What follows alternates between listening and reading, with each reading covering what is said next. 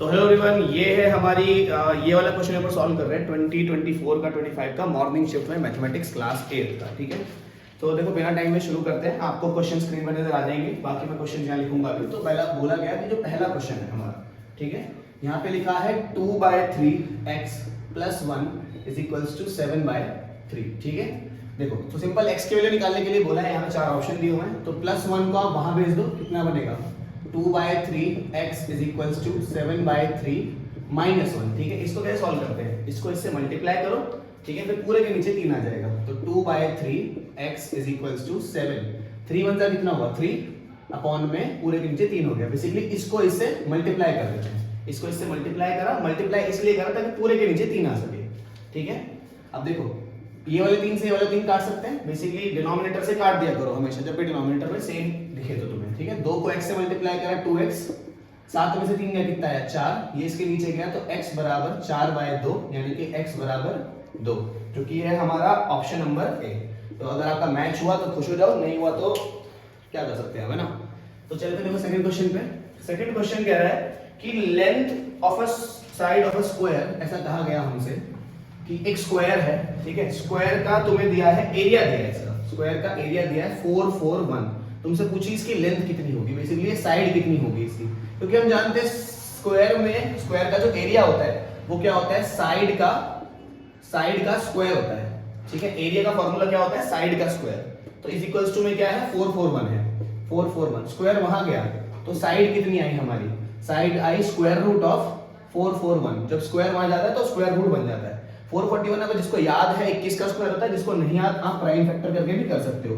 441 7 के टेबल में कितने पे आया 44, 7 के 7, 7 दूनी 14, 7 3 21, 7 4 28, 7 5 35, 7 6 42, है ना। 2 यहाँ से इस पे 7 के टेबल में 21 आया, कितने पे 3 पे। तो 7 के टेबल में कितने पे आता है ये 9 के 7 9 63, तो 3 इधर 3 3 1। ठीक है, तो क्या बना अंडर रूट में 441 की जगह क्या आया 7 × 7 3 × 3, तो 7 × 7 3 × 3, यानी कि इसे हटा देते हैं। 2 बार 7 है, एक बार 7 बाहर आएगा, 2 बार 3 है, एक बार 3 बाहर आएगा।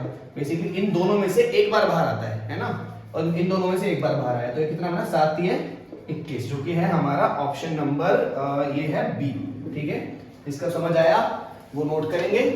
आप इसको नेक्स्ट ईयर की प्रिपरेशन के लिए भी रख सकते हो। ठीक है, चलते हैं नेक्स्ट क्वेश्चन पे। देखो जो ये अगला वाला क्वेश्चन है, थोड़ा मैं अगर फास्ट लग रहा है तो वीडियो स्लो कर लो, क्योंकि जल्दी जल्दी करा रहा हूं मैं इसको भी, है ना। तो यहाँ बोला है find the cube root of this. इस नंबर का क्यूब रूट का मतलब होता है कि स्क्वायर रूट के ऐसे करके थर्ड पावर होगी, यानी कि 0.027 बोला गया। इसका क्यूब रूट ढूंढना है हमें, है ना। क्यूब रूट कैसे ढूंढते थे भाई, देखते हैं चलो। क्यूब रूट वो ढूंढने के लिए बेसिकली इसके ऊपर ही लगाना पड़ता है हमें खुद से, है ना। तो ये क्यूब रूट रहा यहाँ पे, तो इसको मैं कैसे लिख सकता हूँ 0.027, क्योंकि यहां से जब पॉइंट हटेगा तो नीचे 3 जीरो आएंगे, क्योंकि पॉइंट के राइट साइड में 3 नंबर्स हैं। तो अगर मैं यहां से पॉइंट हटा रहा हूं तो कुछ ऐसा बनेगा ये, बेसिकली 0.027 में 3 जीरो आएंगे, 1 2 3। अब 27 के आगे जो ये 2 जीरोज है, इनको लगाने की तो जरूरत होती नहीं है, तो इसको मैं हटा देता हूं यहां से। ठीक है, तो ये कितना हुआ भाई देखते हैं।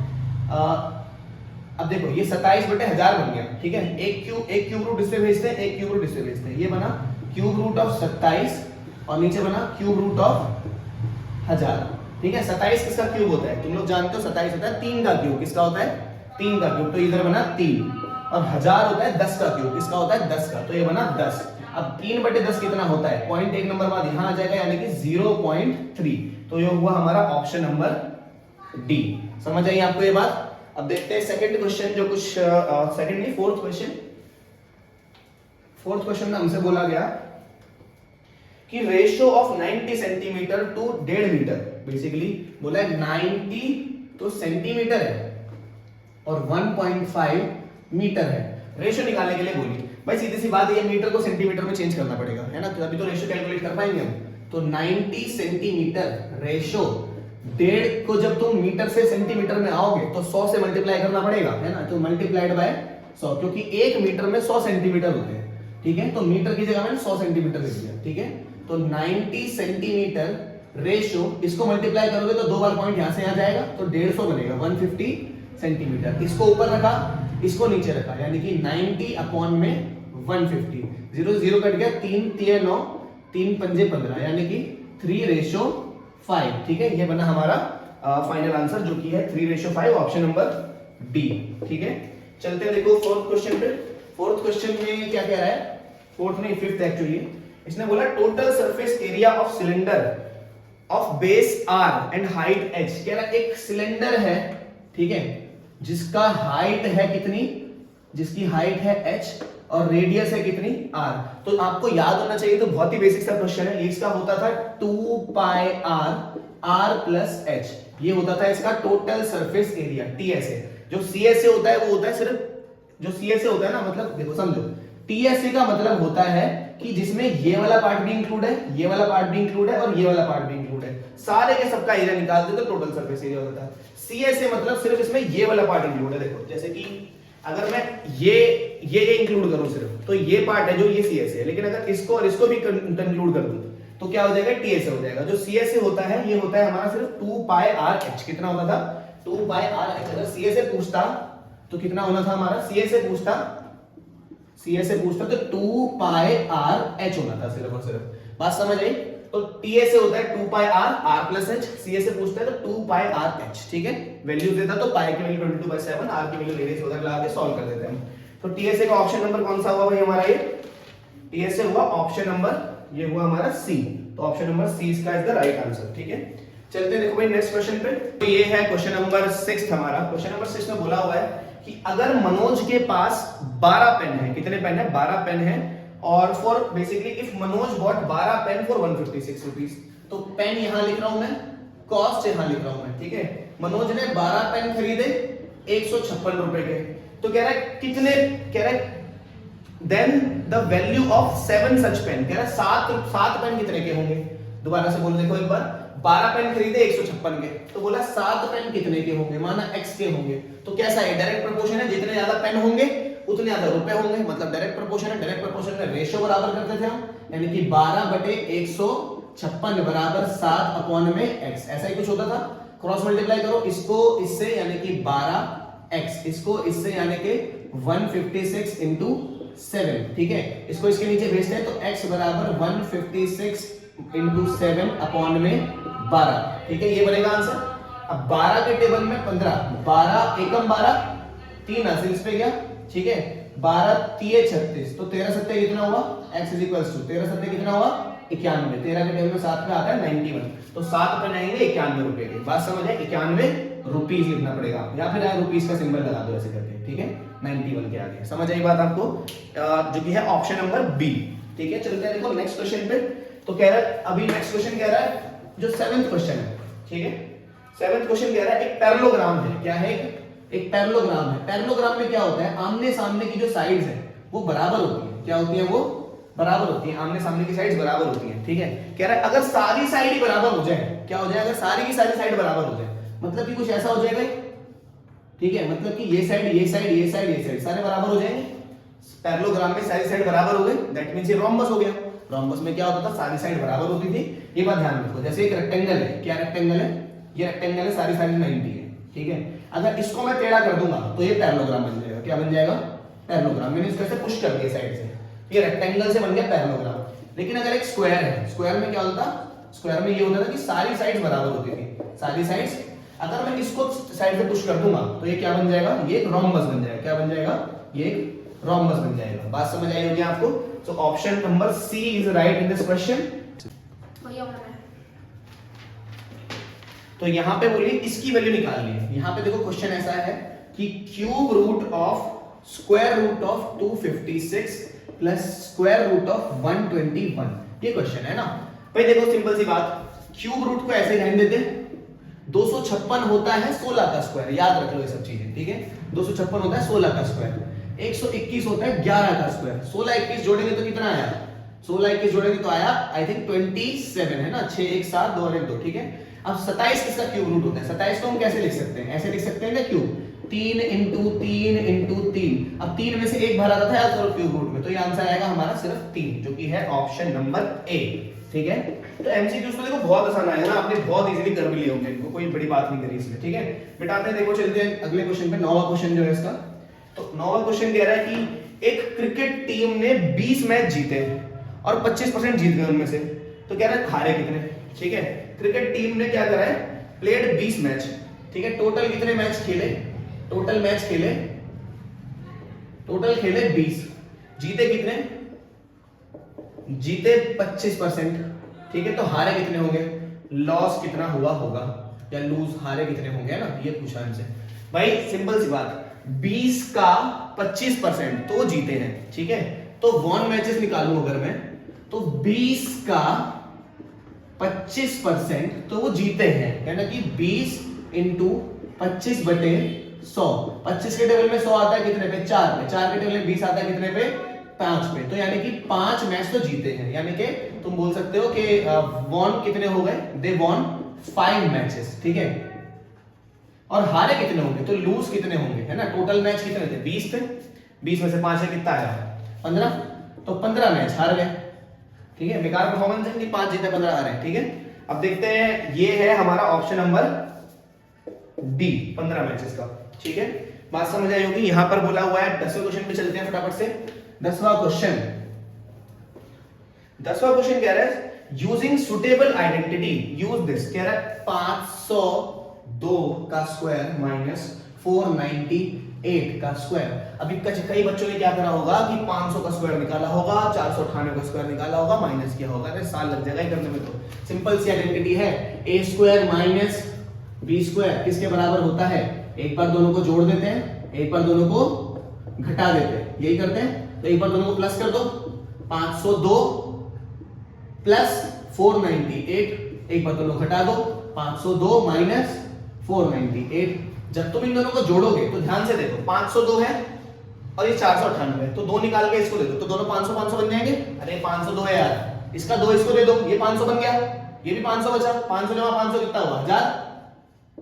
अब 502 में से कितना गया, 498 गया, तो इससे 4 ज्यादा तो है, 98 99 100 101 100, तो 4 ही तो ज्यादा है, तो ये कितना होना 4, तो 4 को इससे मल्टीप्लाई कर आंसर है हमारा 4000। तो अगर तुम स्क्वायर निकालते हैं तो साल लगता है क्वेश्चन करने में, तो यानी कि option number B is correct, ठीक है। समझ आया होगा आपको। चलते देखो नेक्स्ट क्वेश्चन पे, 11वां क्वेश्चन जो है, ठीक है। 11वें क्वेश्चन देखते हैं।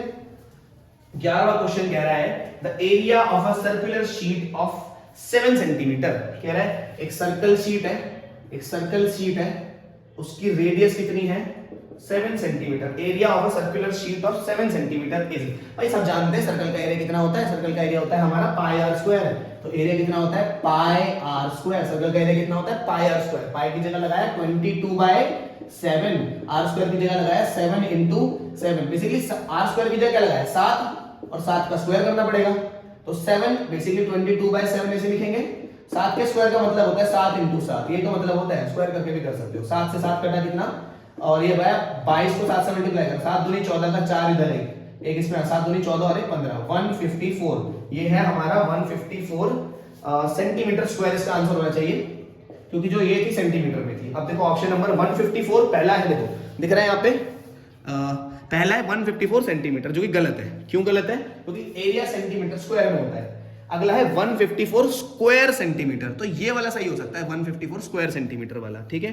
ये दोनों 49 तो गलत ही है। तो जो बच्चे ऑप्शन नंबर ए लगा के आए हो आपका लॉस हो गया, क्योंकि एरिया याद रखेंगे जब भी किसी चीज की लेंथ निकालना, क्या निकालो लेंथ, वो सेंटीमीटर या मीटर में होती है, या किलोमीटर में भी हो सकती है, लेकिन जब आप एरिया निकालो तो ये सेंटीमीटर स्क्वायर या मीटर स्क्वायर या किलोमीटर स्क्वायर, यानी कि यूनिट स्क्वायर होना चाहिए, किसी जो भी यूनिट है उसका स्क्वायर होना चाहिए। सिमिलरली जब वॉल्यूम निकालते हैं, क्या निकालते हैं, वॉल्यूम निकालते हैं, यूनिट का क्यूब होता है, सेंटीमीटर क्यूब, मीटर क्यूब या किलोमीटर क्यूब, मीटर का क्यूब होना चाहिए। वॉल्यूम में क्यूब चलता है, एरिया में स्क्वायर चलता है, लेंथ में सिर्फ जो यूनिट है वही चलती है। बात समझ आई होगी आपको, ठीक है। चलते हैं, देखो लास्ट क्वेश्चन है एमसीक्यूज का, एमसीक्यूज का लास्ट क्वेश्चन, बहुत इजी पेपर आया हुआ है, बहुत मुश्किल तो कुछ भी नहीं है इसमें, है ना।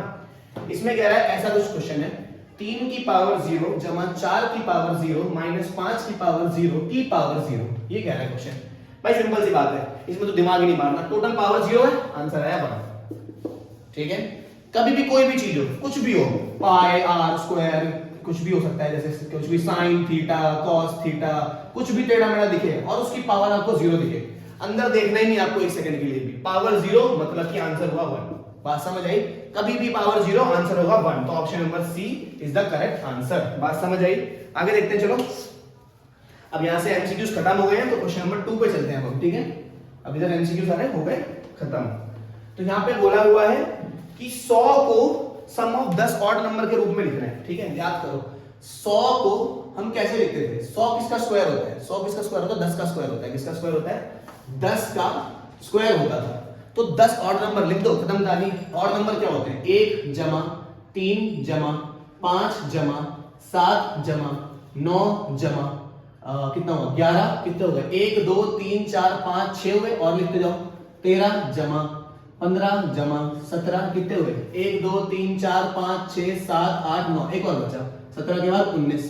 तो लिख दिया हमने, यहाँ पे लिख देना ये 100 के बराबर होता है। भाई सीधी सी बात, जो भी परफेक्ट स्क्वायर होता है याद रखेंगे। अगर मैं 12 जैसे मैं लिखूं 144 का लिखना है मेरे को, मैं जानता हूं 144 12 का स्क्वायर होता है, तो 12 ऑड नंबर लिख दो जोड़ जोड़ के, ठीक है। 12 ऑड नंबर लिख दो तो मैं ये इसके बराबर हो जाएगा। जैसे 1 जमा 3 जमा 5 जमा करते करते ऐसे 12 नंबर लिख दो। जैसे अभी कितने नंबर है 1 2 3 4 5 6 7 8 9 10 नंबर है, क्योंकि मैं 10 का स्क्वायर लिख रहा था।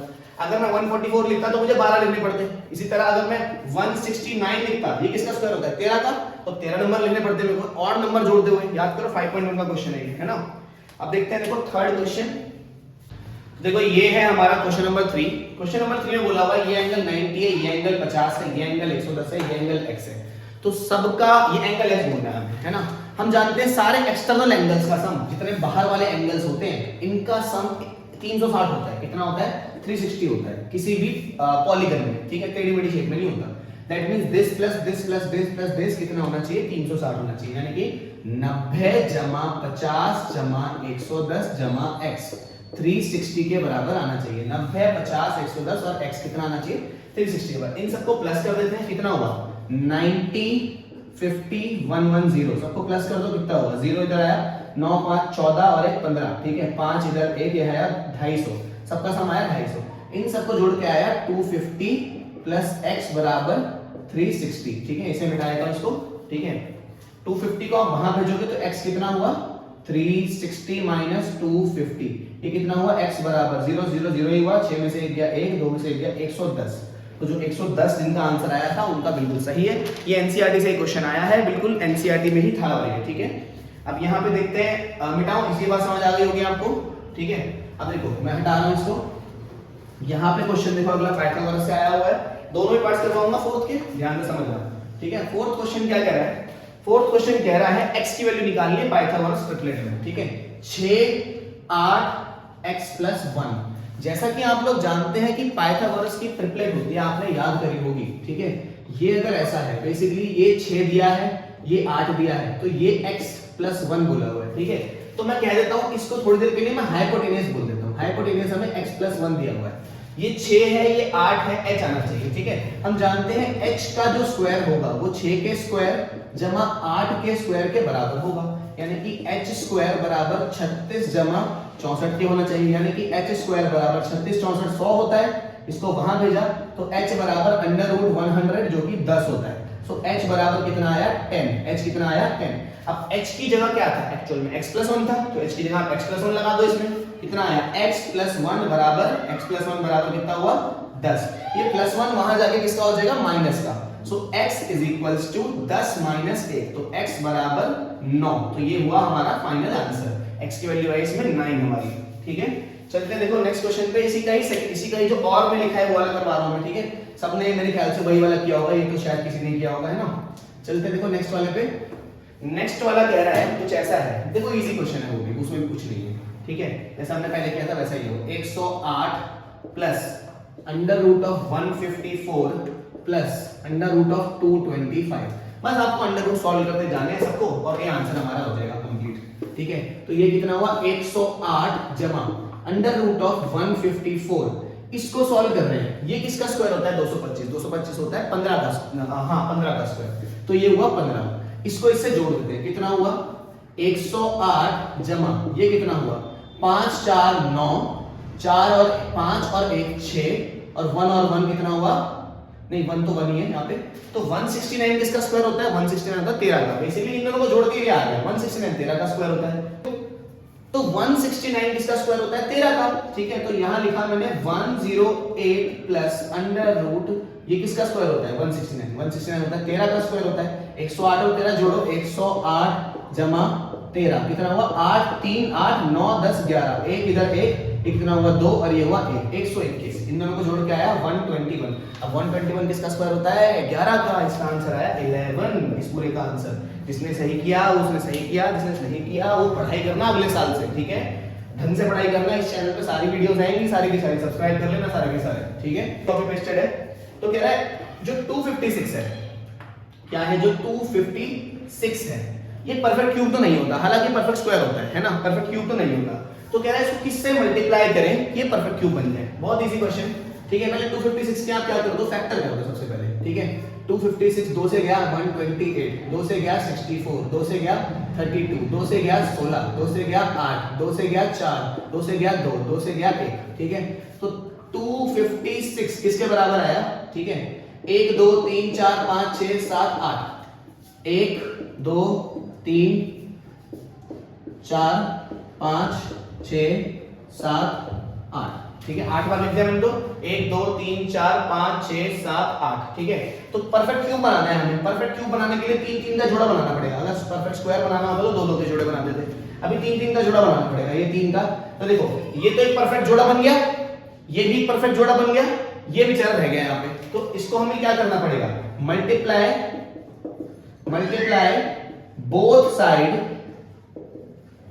बाय 2, 2 से मल्टीप्लाई करना पड़ेगा दोनों तरफ। तो इधर 2 से मल्टीप्लाई किया तो 256 इंटू 2, इधर ये देखो 2 का क्यूब हुआ है, तो ये भी क्या हुआ 2 का क्यूब हुआ है। तो अब जब आप 2 से मल्टीप्लाई कर दोगे यहाँ पे तो 2 इंटू 2 इंटू 2, एक और 2 आ जाएगा, यानी कि ये भी 2 का क्यूब। तो यानी कि 256 इंटू 2 कितना होता है 512, ये कितना हुआ 2 2 2, यानी कि 8 का क्यूब। 2 दूनी 4, 4 दूनी 8, 8 का हुआ क्यूब, ठीक है। तो इसने हमसे सिर्फ और सिर्फ द स्मॉलेस्ट नंबर पूछा था, तो जो हमारा आंसर है वो यही है, ये वाला। आप यहाँ पर छोड़ सकते थे, हाँ 2 से मल्टीप्लाई करना पड़ेगा दोनों तरफ इसको परफेक्ट क्यूब बनाने के लिए, ठीक है। चलते देखो नेक्स्ट क्वेश्चन पे।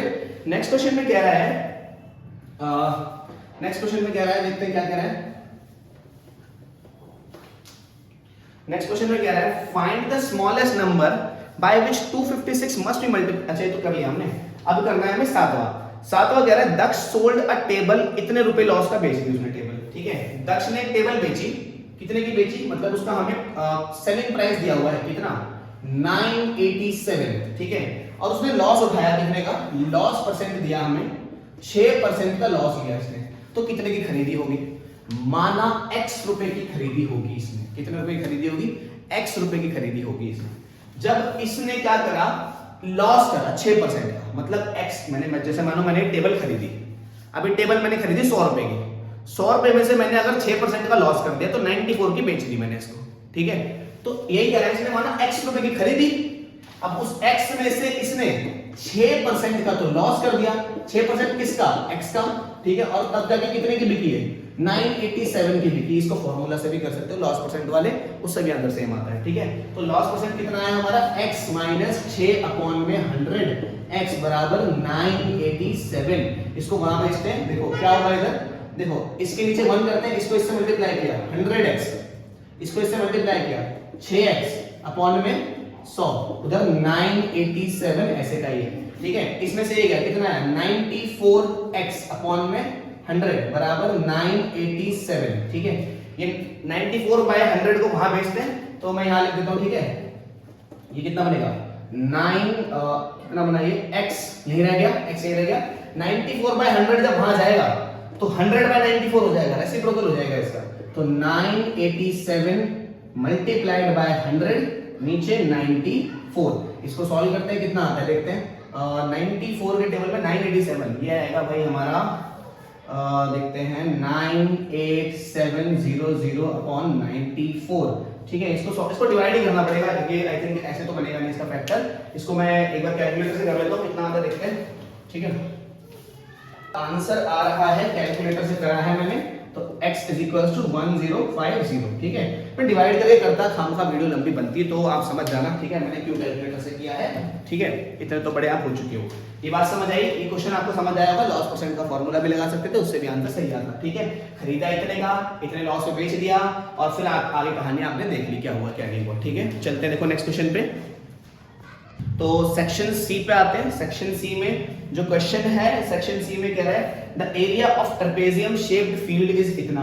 कह रहा है एक ट्रेपेजियम शेप्ड फील्ड है, ऐसा ही होता है कुछ ट्रेपेजियम। कह रहा है इसका एरिया हमें दिया हुआ है 105,000, हाँ नहीं 00 सिर्फ है ना, 105,000 मीटर स्क्वायर। कह रहा है and the perpendicular distance between two parallel side. अच्छा ये क्वेश्चन आई थिंक पहला ही क्वेश्चन था, आई थिंक ये था एनसीईआरटी का। कह रहा है 100 सेंटीमीटर 100 मीटर का ये डिस्टेंस है दोनों परपेंडिकुलर साइड के बीच का। कह रहा है if one length is twice the other. कह रहा है ये जो लेंथ है माना ये x की होगी, ये लेंथ है माना, कह रहा है ये इसकी दुगनी है। अगर ये x है तो ये इसका दुगना है। तो कह रहा है find the length of the parallel side, basically दोनों साइड्स की लेंथ निकालनी है। हम जानते हैं एरिया ऑफ ट्रेपेजियम कितना होता है, आपने ऐसा फॉर्मूला पढ़ा होगा कुछ h/2a + b। ठीक है, कई बार क्या करते हैं ये h को यहां छोड़ के 1/2 को उधर कर देते हैं, या फिर क्या करते हैं इधर 1/2 लगाते हैं और इधर h कर देते हैं। एक ही बात है, h को यहां रख दिया मैंने, ठीक है, तो फॉर्मूला कोई चेंज नहीं है, h/2a + b है ना। एरिया की जगह एरिया लगाओ, एरिया कितना है भाई हमारा 105,000। h की जगह h लगाओ, h कितना है 100, इधर 2 लगाया, इधर a मतलब पहली हाइट कितनी है x, दूसरी लेंथ कितनी है 2x। ठीक है, x की वैल्यू निकाल दो बस यहाँ पे। ठीक है, देखो ये 100/2 है, वहां जाके उल्टा हो जाएगा 105,000, यहां जाके 2/100 हो जाएगा। मैंने इस पार्ट को यहां लिया है इसको, तो ये 2/100 हो गया। मैंने काटा नहीं क्योंकि 2 0 से 2 0 कट रहे हैं। ये दोनों कितने हुए 3x हुए दोनों मिलके, x + 2x कितना होता है 3x होता है। तो ये दोनों से ये दोनों कट गए। 105 का दुगना कितना होता है 210, वैसे 105 को 2 से मल्टीप्लाई करा बराबर 3x। 3 को इसके नीचे भेजा, 3 को इसके नीचे भेजो कितना आएगा 3 7 21 0 ऐसे ऐसे, तो x बराबर आया 70। ठीक है, तो हमारी पहली साइड थी, जो पहली साइड थी x की वो कितना थी, कितनी आई हमारी 70, और जो दूसरी साइड थी वो 2x थी, वो कितनी आई हमारी 2x जो है वो आई हमारी 70 का दुगना, यानी कि 2 × 70, क्योंकि x की जगह हमने 2 लगा दिया यानी कि 140। इजी क्वेश्चन था बहुत, कुछ मुश्किल वाला पार्ट नहीं है इसमें, है ना। अगले क्वेश्चन में चलते हैं। अगले क्वेश्चन में कह रहा है कि अगला ही क्वेश्चन है इसका, ठीक है, इसी का ही सेकंड पार्ट है बेसिकली, और में दिया हुआ है वो भी मैं करा ही रहा हूं। ठीक है, तो यहां कह रहा है कि find the area of rhombus. ठीक है, find the area of rhombus whose side is 5 centimetre. ठीक है, ऐसा कह रहा है एक रोम्बस है, ठीक है, इस रोम्बस की साइड 5 सेंटीमीटर है और कह रहा है इसका एल्टीट्यूड 4.8 सेंटीमीटर है। इसका एल्टीट्यूड कितना है 4.8 मीटर में है सभी, है ना, 4.9 सेंटीमीटर सभी, ध्यान कर दिया मैंने, दिस इज ऑल्सो सेंटीमीटर। कह रहा है ये भी सेंटीमीटर ये भी सेंटीमीटर एल्टीट्यूड। ठीक है, अभी थोड़ी देर में चलते हैं आगे पार्ट पे, पहले एरिया निकालने बोला तो एरिया निकाल देते हैं। एरिया क्या होता है perpendicular divide multiplied by base. तो एरिया कैसे निकलता है इसका, एरिया बराबर p × b, p बोले तो परपेंडिकुलर, b बोले तो बेस। तो एरिया कितना आया 4.8 × 5, तो 48 को 5 से मल्टीप्लाई करो कितना आया 48, 5 5 8 40, 0 इधर 1, 5 8 40 कितना हुआ 5 8 40, 0 इधर 4, 5 चौक 20, 21 22 23 24, 240। लेकिन 4.8 था तो मतलब एक नंबर का पॉइंट लगा देंगे, तो ये आया हमारा 24.0, यानी कि एरिया आया हमारा सिर्फ 24.0 नहीं लगाते। ठीक है, इसके बाद कह रहा है कि अगर एक डायगोनल इसकी 8 सेंटीमीटर की होती, कह रहा है अगर एक डायगोनल इसकी 8 सेंटीमीटर की होती, ठीक है, तो दूसरी डायगोनल की लेंथ कितनी होती। अगर एक डायगोनल इसकी 8 सेंटीमीटर की होती तो दूसरी डायगोनल की लेंथ को मैं x बोल देता हूं। ठीक है, दूसरी डायगोनल की कितनी होती इसकी। ठीक है, तो दूसरी डायगोनल कैसे निकालेंगे भाई, सिंपल सी बात, इसका एक फार्मूला होता है एरिया का डायगोनल निकालने का, एक और फार्मूला होता है। रोम्बस के 2 फार्मूले होते थे, याद करो आप, एक तो यही होता था ये हाइट ये बेस, एक और फार्मूला होता था 1/2 डायगोनल 1 मल्टीप्लाइड बाय डायगोनल 2। तो इस फार्मूले का मैं इस्तेमाल करूंगा 1/2 d1 d2। ठीक है, तो मैं क्या कर रहा हूं यहां पे, क्योंकि तो यहां पे मैं एक और एरिया का फार्मूला लिख रहा हूं 1/2 d1 × d2। एरिया की जगह मैंने निकाल चुका हूं, कितना है एरिया 24 है, 1/2 मैंने ऐसे ही लगाया। ठीक है, d1 कितना है, d1 एक डायगोनल तो मुझे दे रखी है कितनी 8। ठीक है, d2 कितना है वो मुझे निकालना है, d2 बोल दो या इसको x बोल दो, d2 को हमने x लिया हुआ है ना, तो तुम x ही बोल दो। ठीक है, ये दोनों मर गया कितने पे 4 पे, ये 4 इसके नीचे आया तो 24/4 बराबर x, ये दोनों गए कितना 6 बराबर x। ठीक है, इजी क्वेश्चन है।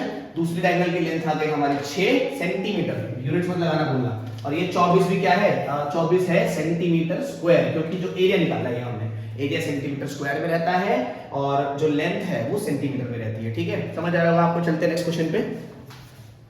देखो ये है क्वेश्चन नंबर 9। क्वेश्चन नंबर 9 ये वाला हमने लिख लिया इधर। ठीक है, ये वाला क्वेश्चन नंबर 9 का एक ही पार्ट है इसका। ठीक है, दिख रहा होगा आपको। तो देखते हैं क्या है क्या नहीं है इसमें ना। इस टाइप के क्वेश्चन कैसे सॉल्व करते हैं, यहाँ ब्रैकेट लगाया था मैं इधर।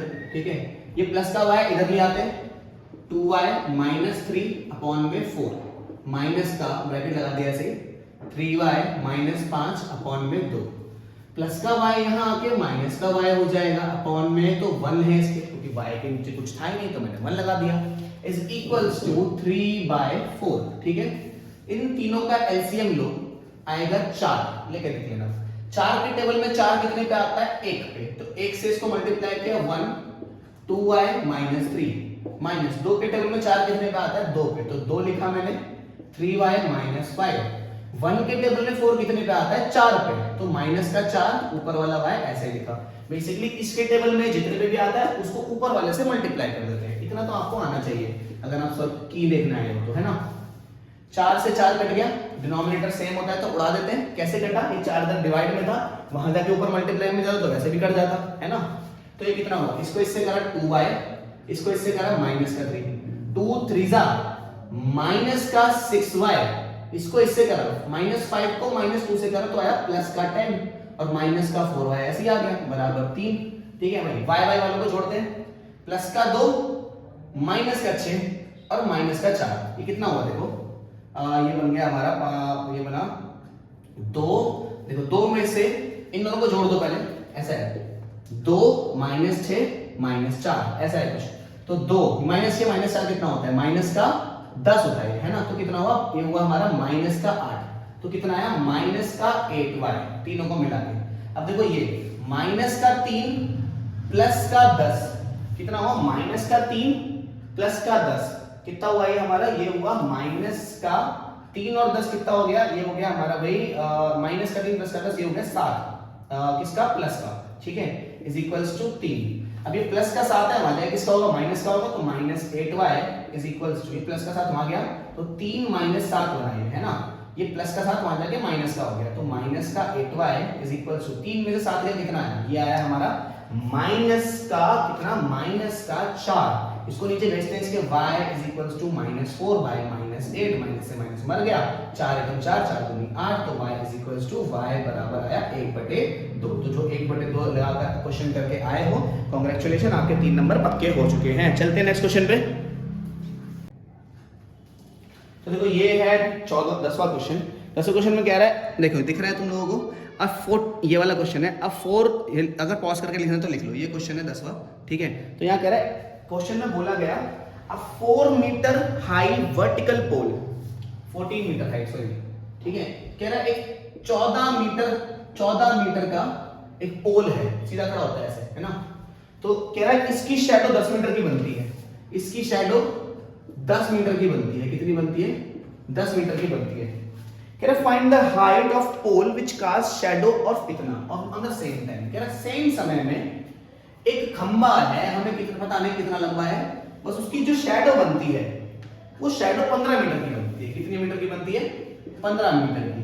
तो इस हाइट को मैं h बोल दूं, कोई दिक्कत परेशानी, क्योंकि अब मुझे ये बात पता है कि भाई जितना बड़ा खंबा होगा उतनी बड़ी उसकी शैडो होगी, है ना। जितना बड़ा खंबा उतनी बड़ी शैडो। क्या ये डायरेक्ट प्रोपोर्शन है, हाँ बोलोगे हाँ बिल्कुल है, डायरेक्ट प्रोपोर्शन में जितना बड़ा ये होता है उतनी बड़ी उसकी शैडो होती है। तो यहां पर आया, देखो डायरेक्ट प्रोपोर्शन में क्या लिखते थे, इसकी रेशियो और इसकी रेशियो को बराबर करते थे, तो ये आया हमारा 14/10 बराबर आया h/15 के। ठीक है, क्या करो क्रॉस मल्टीप्लाई, इसको इससे करा कितना आया 10h, इसको इससे कितना आया 15 × 14, इसके नीचे भेजते हैं तो h बराबर 15 × 14/10, इसको काटा 5 से, कितने पे गया 5 × 15, 5 दूनी 10, 2 को काटा 14 पे, कितने में गया 7 पे, तो 7 × 21, तो h बराबर 21 मीटर। तो हाइट होनी चाहिए खंबे की 21 मीटर, जब जाके वो 15 मीटर की शैडो कास्ट कर पाएगा। डायरेक्ट प्रोपोर्शन का क्वेश्चन है, सेम क्वेश्चन एनसीईआरटी में मौजूद है। ठीक है, चलते हैं नेक्स्ट क्वेश्चन पे। देखो भाई ये है 11वां क्वेश्चन। ठीक है, तो 11वें के 2 पार्ट्स हैं। पहला पार्ट मैं करता हूँ। देखो पहले पार्ट में बोला गया हमसे 5m² minus m/3 plus 5/2 minus m/2 minus m² minus 1/3, ठीक है, प्लस माइनस का 2m² माइनस का 1/6 प्लस का m/5, ठीक है। इन सबको हमें जोड़ना है बेसिकली। तो देखो मैं क्या करता हूँ, इसको मैं ऐसे लिख रहा हूँ एक बार, ठीक है, आप समझना बात को। 5m² माइनस m/3 प्लस 5/2 मैंने ऐसे ही लिखा। ये वाला टर्म क्योंकि जैसे ही यहाँ पे ब्रैकेट खुलेगा, है ना, देखो ये वाला ब्रैकेट जैसे ही खुलेगा, है ना, ये वाला जो ब्रैकेट है, इस ब्रैकेट के आगे माइनस का निशान है, तो सबके निशान बदल जाएंगे इस तीनों में, है ना। m/2 जो है ये हो जाएगा माइनस का, जो कि कहाँ पे रखेंगे, माइनस का m/2, माइनस का m²/3 हो जाएगा प्लस का, तो प्लस का m²/3। अब ये वाला जो टर्म आ जाएगा ये माइनस और ये भी माइनस, तो ये हो जाएगा प्लस का 1/3। ये बात समझ आई होगी आपको, क्योंकि इस ब्रैकेट के आगे माइनस का निशान था तो मैंने अंदर वालों के सबके निशान बदल दिए, ठीक है। अब इस ब्रैकेट के आगे तो कोई माइनस नहीं है, प्लस ही है, तो जैसा है वैसे ही लिख देते हैं हम। यहाँ पे आया माइनस का 2m², ये माइनस का 1/6 है, तो यहाँ पे लिखते हैं माइनस का 1/6, यहाँ पे लिखते हैं प्लस का m/5। अब सब सिंपल इनको जोड़ दो, ऐसे जोड़ते थे आप, ठीक है। तो इनको जोड़ता हूँ पहले मैं, 5/2 प्लस 1/3 माइनस 1/6, 3 दूनी 6,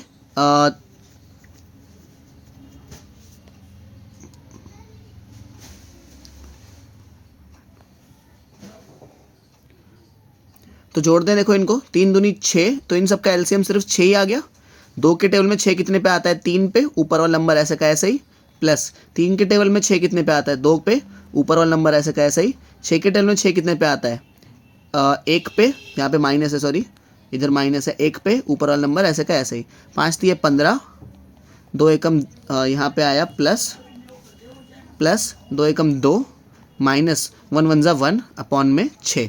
तो ये कितना हुआ भाई, ये हुआ 15, 16 17 में से 1 गया, कितना आया 16/6, ये कटा कितना 8/3, तो इधर आया 8/3, ठीक है। ये बात समझ आई।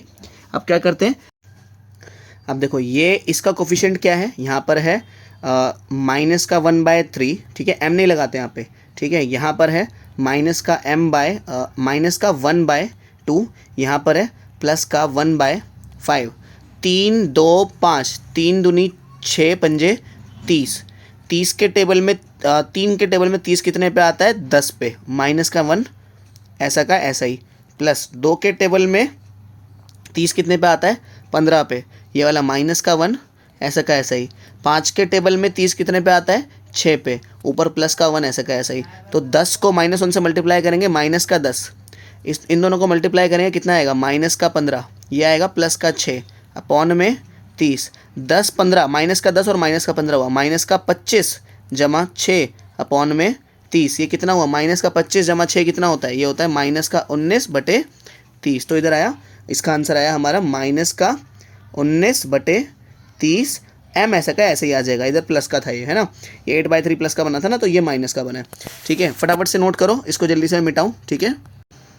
तो देखो, तो अब ये m² वाले ब्रैकेट्स खोलते हैं, ठीक है। m² वाले ब्रैकेट यानी कि यहाँ पे है 5, ये 5 के नीचे मैं 1 लगा देता हूँ, इधर है 1/3 प्लस का 1/3, यहाँ पर है माइनस का 2/1, ठीक है।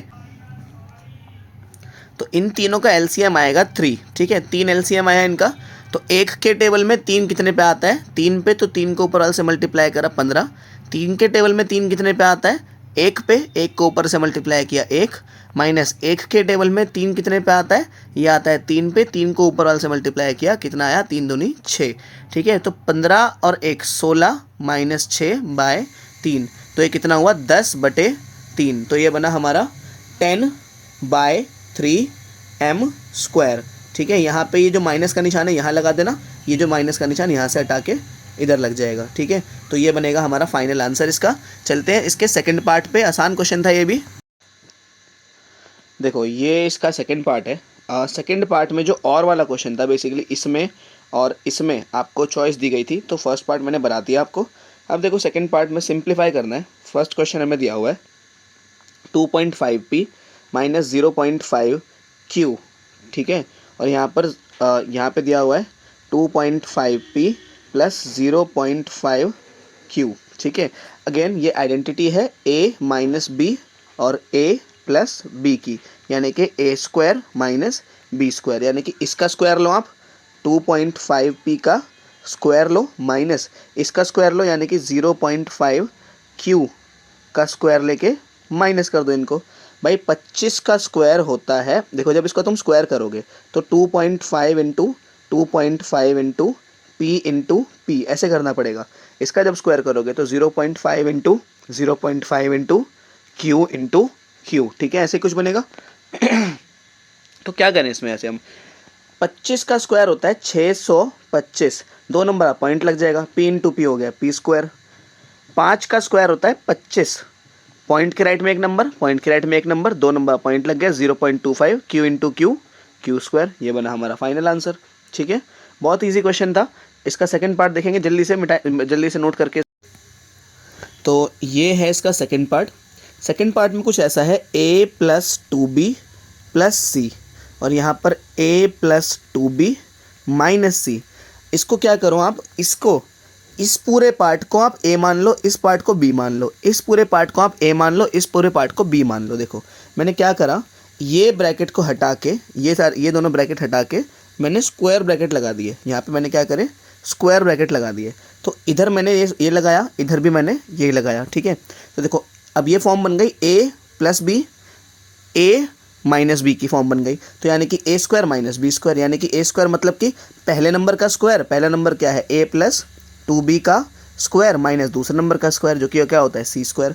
अब इसको खोल दो, ये तो a प्लस बी का होल स्क्वायर है। याद करो a प्लस बी का होल स्क्वायर क्या होता था, a स्क्वायर प्लस 2ab प्लस बी स्क्वायर, ऐसा ही होता था कुछ। यानी कि a स्क्वायर यानी कि a स्क्वायर प्लस का 2ab यानी कि 2 multiplied by a multiplied by b plus b square यानी कि 2b का स्क्वायर माइनस का c स्क्वायर, ऐसे ही आ गया। ठीक है, अब देखो इधर की तरफ क्या लगाएंगे a, इधर की तरफ क्या लगाएंगे 2b। अगर आप वीडियोस अगर आपको ये सब समझ नहीं आ रहा है तो आप मेरी वीडियोस देख सकते हो, ये सब मैंने बहुत डिटेल में समझाया हुआ है अपने चैनल पे 12वें चैप्टर में। ठीक है, प्लस इनको मल्टीप्लाई करो, कितना हुआ 2 2 4ab प्लस ये कितना हुआ 4b square minus c square, ये इसका फाइनल आंसर आया।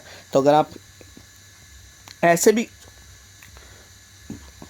तो अगर आपका ये आंसर आया तो ठीक है, लेकिन इसको करने का एक और तरीका था। आप क्या कर सकते थे कि इसको इससे मल्टीप्लाई, इसको इससे मल्टीप्लाई, इसको इससे मल्टीप्लाई, फिर इसको इससे, इसको इससे, इसको इससे, फिर इसको इससे, इसको इससे, इसको इससे, फिर जो जो टर्म मैच होते हैं उनको आप सॉल्व करते हैं, तो इससे बहुत लंबा पड़ता। आइडेंटिटीज़ की मदद से हमारा क्वेश्चन छोटा हो जाता है। ठीक है, ये देखो ये ए था प्लस बी था, ये ए था माइनस बी था, तो मैंने ए स्क्वायर माइनस बी स्क्वायर की आइडेंटिटी लगाई यहाँ पे, इसका स्क्वायर माइनस इसका स्क्वायर। फिर यहाँ पे ए प्लस बी का होल स्क्वायर था ये, तो मैंने ए प्लस बी का होल स्क्वायर खोल दिया माइनस का सी स्क्वायर, ऐसे ही लिख दिया। ठीक है, ये बना हमारा ये वाला क्वेश्चन भी। ठीक है, चलते हैं देखो 12वें क्वेश्चन पे। 12वां क्वेश्चन बहुत तो देखो ये वाला क्वेश्चन है, ये वाले क्वेश्चन में बोला है कि x y z तीनों ढूंढने हैं। कैसे ढूंढेंगे, देखो x y z, पहले तो ये x निकालना तो बहुत आसान है, क्योंकि ये एंगल 90 दिया हुआ है हमें, ये एंगल 90 है, ये एंगल भी 90 दिया हुआ है, तो इसके साइड वाला भी 90 हो जाएगा, ये भी 90 दिया हुआ है ना, जो जो दिए हुए हैं मैंने वो लिख लिया पहले। ठीक है, तो देखो ये 90, ये x, ये 40, यानी कि 90 प्लस x प्लस 40 कितना होना चाहिए, 180 के बराबर होना चाहिए। क्यों, आप साइड में लिख लेना इंटरनल एंगल ऑफ ट्रायंगल, मतलब इंटरनल एंगल ऑफ ट्रायंगल, किसी भी ट्रायंगल के अंदर के एंगल्स का सम 180 होता है। तो 90 और 40 कितना हुआ, 9 10 11 12 13, 130 हुआ। तो x बराबर x कितना हुआ, x प्लस इन दोनों को जोड़ के कितना हुआ 130 बराबर 180 हुआ इनको जोड़ के।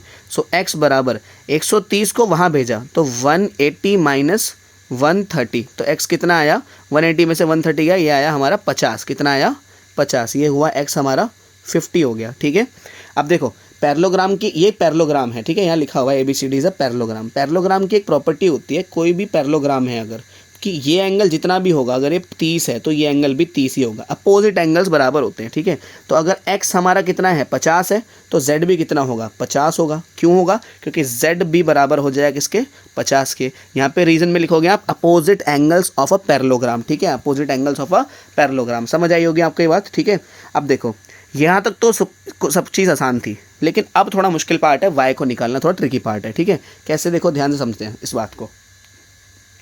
इतना हम जानते हैं देखो जो जो देखो ये वाला एंगल मैं फिगर आउट कर सकता हूँ क्या, ध्यान से सोचना इस बात को। ये 90 है, ये 50 है, तो ये वाला एंगल आराम से निकाल सकता हूँ मैं। तो मैं क्या कर रहा हूँ, इस एंगल का नाम क्या है, इस एंगल का देखो FCD। तो एंगल FCD किसके बराबर होगा, क्योंकि ये दो एंगल हमें गिवन है, ये बराबर होगा 180 माइनस 90 प्लस 50 के। किसके, 90 प्लस 50 के, क्योंकि तीनों एंगल्स का सम 180 होता है। तो इन दोनों को जोड़ के 180 से माइनस कर देंगे तो ये वाला एंगल आ जाएगा। ठीक है, तो एंगल FCD कितना हुआ, 180 माइनस 9 10 11 12 13 14 140। तो एंगल FCD कितना हुआ, 180 में से 140 गया, कितना आया, सिर्फ 40। ठीक है, तो ये आया हमारा 40। ठीक है, अब देखो रूल ये कहता है कि ये पूरा एंगल, अब ये y फिगर आउट करना है हमें। ठीक है, ये y निकालना है हमें कुछ करके। ठीक है, y निकालना है, क्यों, हमें पता है एक पैरेललोग्राम के अंदर जब भी एक पैरेललोग्राम हो ना, ऐसा कोई पैरेललोग्राम है जैसे ये, ठीक है, तो इसका और इसका जो सम होता है 180 होता है। इसको हम बोलते हैं को इंटीरियर एंगल। क्या बोलते हैं, को इंटीरियर एंगल। ठीक है, इसका साइड साथ साथ वालों का जो सम होता है वो 180 होता है।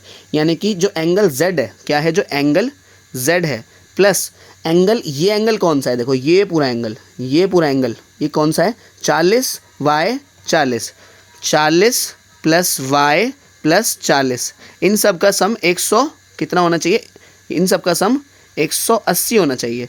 एंगल Z की वैल्यू तो हमें पता है, अभी निकाली है हमने, 50 है, तो यहाँ मैं 50 लिख देता हूँ। 50 प्लस 40 प्लस y प्लस 40 कितना होना चाहिए, 180 होना चाहिए। तो 5 4 9 10 11 12 13 130, वहाँ जाके माइनस हुआ तो y बराबर कितना आया, 50। तो y भी आया हमारा 50। ठीक है, थोड़ा सा कॉम्प्लिकेटेड था ये क्वेश्चन, लेकिन आपने अगर थर्ड चैप्टर की मेरी वीडियोस देखी है तो आपको समझ आ गया होगा। ठीक है, चलते हैं देखो नेक्स्ट क्वेश्चन पे। देखो ये अगला क्वेश्चन है, v की पावर 4 माइनस 256। अब देखो 256 को भी हम v पावर 4 में लेकर आना है ना।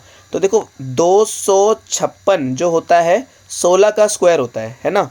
तो 16 खुद 4 का स्क्वायर होता है, लेकिन किसका, 4 का स्क्वायर का भी स्क्वायर। तो मैं ऐसे लिख सकता हूँ कि 4 की पावर 4, ऐसे लिख सकता हूँ, क्योंकि 2 दूनी 4 हो जाएगा। नहीं समझ आया, दोबारा समझो, देखो इसको एक बार। 16 जो है वो 256 को मैं 16 का स्क्वायर लिख सकता हूँ, है ना। अब जो 16 खुद है, 16 खुद किसका स्क्वायर है, 16 खुद 4 का स्क्वायर है, और ये वाला स्क्वायर ऐसे ही आ जाएगा। तो मैं इसको 4 की पावर 4 लिख सकता हूँ, है ना। तो मैं ऐसे ही कर रहा हूँ, मैं यहाँ पे इसको v की पावर 4 ऐसे ही लिखा, और इधर 4 की पावर 4 लिखा मैंने। ठीक है, अब मैं इसको कैसे लिख सकता हूँ, v की पावर 2 की पावर 2 ऐसे लिख दिया मैंने इसको मैंने 4 की पावर 2 की पावर 2 ऐसे लिख दिया।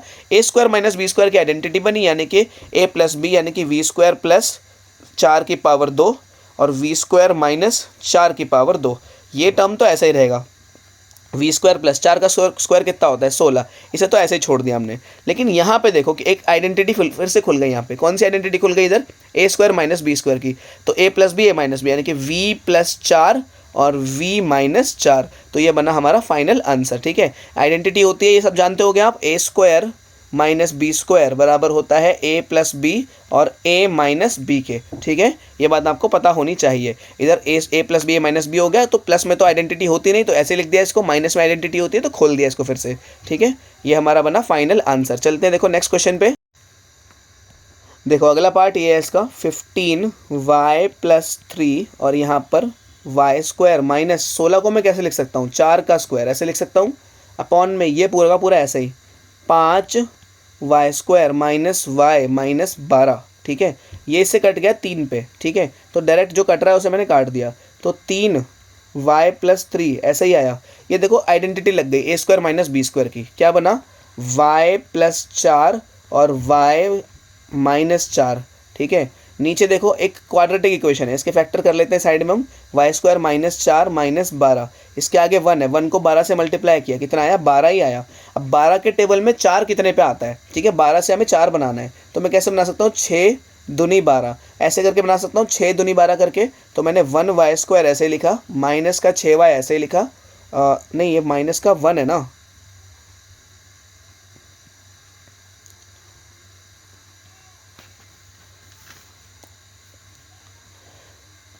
अब देखो नीचे जो एक क्वाड्रेटिक है इसके फैक्टर में साइड में कर लेता हूँ, Y square minus Y plus नहीं माइनस 12, इसको इससे मल्टीप्लाई किया, ठीक है, 1 को 12 से मल्टीप्लाई किया, कितना आया 12। अब 12 से मुझे माइनस का 1 बनाना है, तो 12 को मैं कैसे लिख सकता हूँ 4 × 3, लेकिन मुझे माइनस का 1 बनाना है तो मैं इसको माइनस का 4 + 3 लिखूँगा, तो 1y², यहाँ पे आएगा माइनस का 4y माइनस का 3y, नहीं प्लस का 3y माइनस का 12, ये -4 + 3 यहाँ से आया है, ठीक है, जहाँ से हम बनाते थे। क्वाड्रेटिक फैक्टराइजेशन नहीं आता तो मेरे चैनल पे 12.2 की लास्ट क्वेश्चन देख लो, 12.2 का लास्ट पोर्शन, ठीक है। ये दोनों जो हैं, ये दोनों का फैक्टर बना y बाहर आया -4, ये दोनों का फैक्टर बना 3, इधर से बाहर आया कितना y -4, तो इधर बना y + 3 और इधर बना y -4, ठीक है। तो ये बने हमारे फाइनल फैक्टर्स, ठीक है। तो इस पूरी क्वाड्रेटिक की जगह मैं सिर्फ ये लिख सकता हूँ,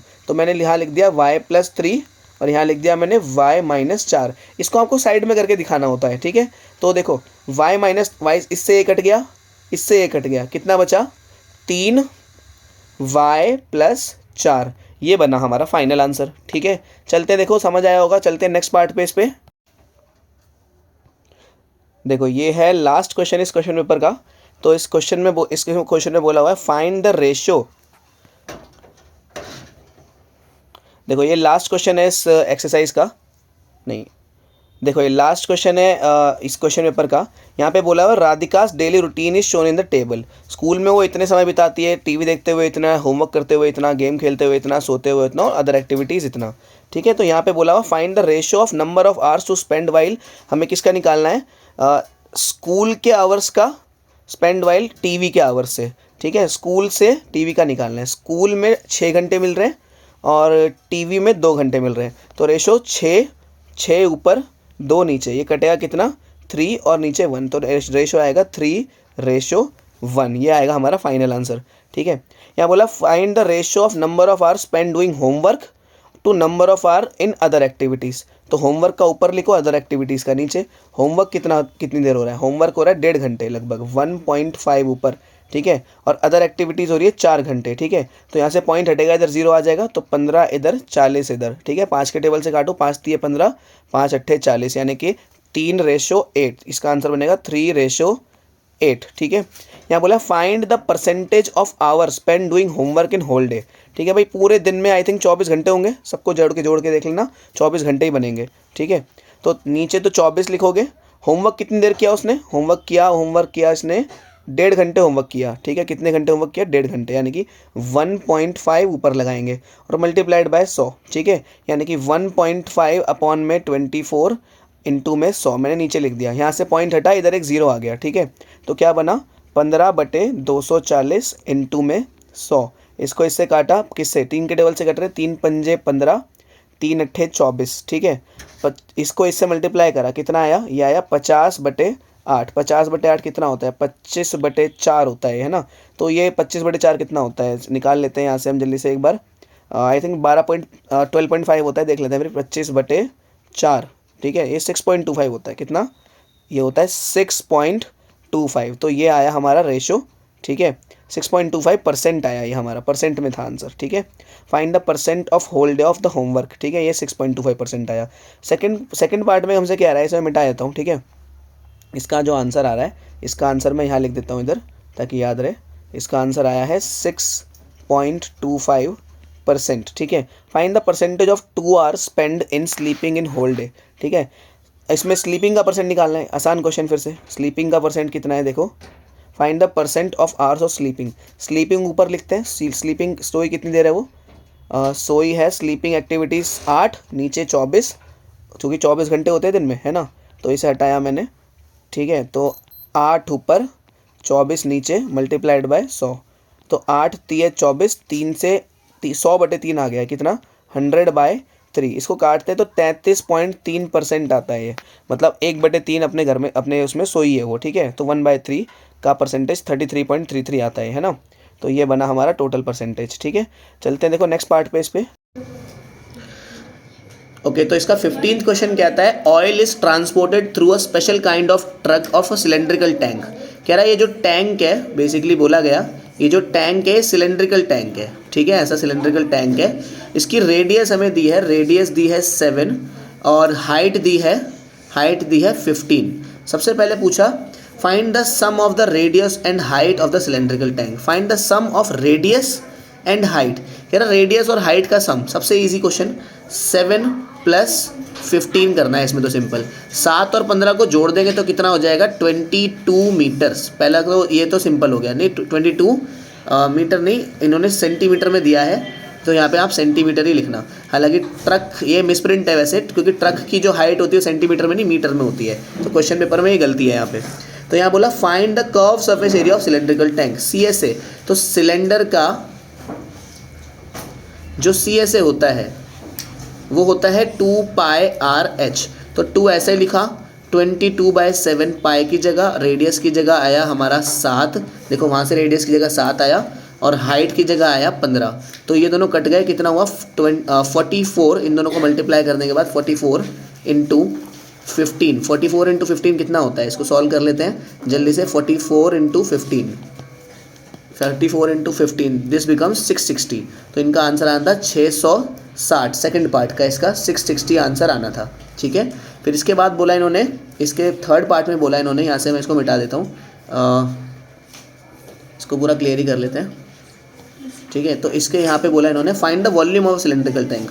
सिलेंडर की वॉल्यूम होती है πr²h, कितनी होती है πr²h। पाई यानी कि 22/7, r² यानी कि 7 × 7, h कितना है 15 है, इसको इससे काटा 1 पे, तो 22 × 7, 22 × 7 × 15, 22 × 7 × 15, इसका बनेगा फाइनल आंसर इसका 22 × 7 × 15, 22 × 7 × 15, ये बनेगा 2310। इसका आंसर बनेगा हमारा फाइनली 2310, ठीक है। तो ये तीनों पार्ट्स के आंसर हुए। यहाँ पे कह रहा है और में टोटल सरफेस एरिया है। टोटल सरफेस एरिया आप निकाल सकते हो कैसे, 2πr r + h करके, ठीक है। इसमें पुट कर देना, टोटल सरफेस एरिया भी आ जाएगा, ठीक है। तो देखो ये है क्वेश्चन नंबर 16। क्वेश्चन नंबर 16 में ग्राफ दिया हुआ है।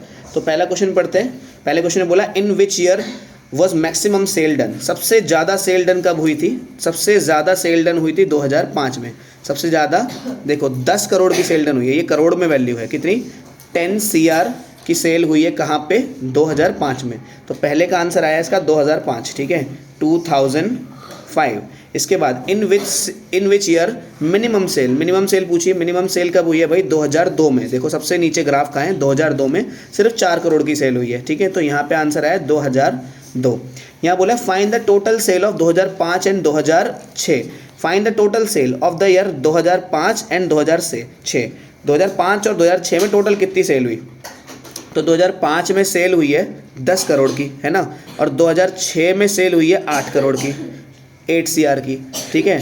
तो टोटल सेल कितनी हो गई, दोनों को जोड़ देते हैं। देखो इसमें सेल हुई है कितने की 10 करोड़ की, और इसमें सेल हुई है 8 करोड़ की। तो 10 करोड़ को जब आप 8 करोड़ से जोड़ दोगे तो टोटल सेल बनेगी हमारी 18 करोड़, 18 CR।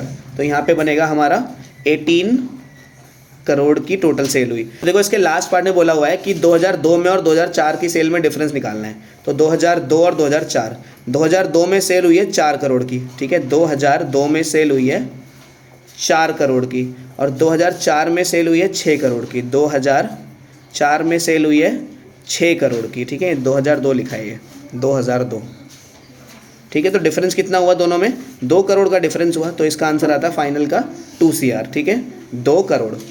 आप पूरा भी लिख सकते हो इसको 2 करोड़ या 2 CR पे भी छोड़ सकते थे, ठीक है। तो ये हुआ पूरा क्वेश्चन पेपर कंप्लीट। उम्मीद है आपके साथ अच्छे नंबर बने होंगे इस क्वेश्चन पेपर में, ठीक है।